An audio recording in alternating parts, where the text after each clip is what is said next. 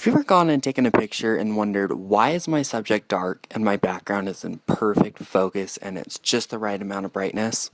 Well, if you have, you'll probably get frustrated because we all want that perfect picture. Well, I'm going to tell you today how you can. Take a look at this, for example. His name is Jake, and this is at Bannock, Montana. You can take the picture on the left and turn it into a masterpiece on the right with one easy thing, a speed light. Speedlights are overwhelming to use at first, but think PSAS to make it easier. Position, set then shoot, adjust and readjust, and then shoot. The first step is position. When using speedlights, you always want to create a triangle between your camera, the speedlight, and the subject you're photographing. The second part of PSAS is set then shoot. You need to make sure that your camera settings and your speedlight settings are correct, and then try them out. First, start with your camera.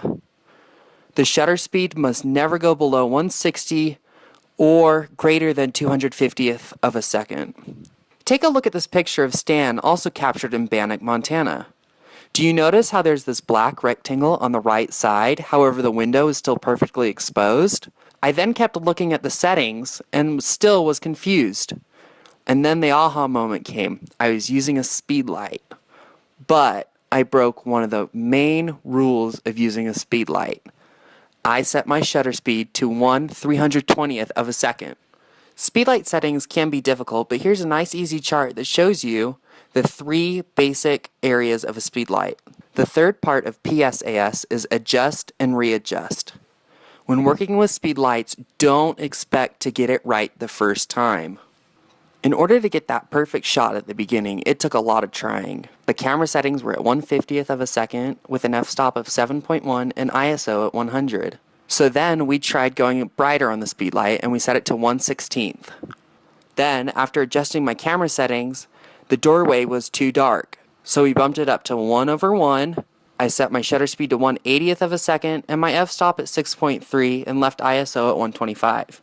Here you can see everything is perfectly exposed. Now take a look at this picture. Can you spot the difference? The difference is the f-stop.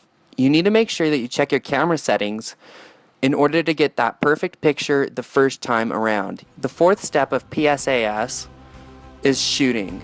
This is where you finally got the settings right and you can just shoot.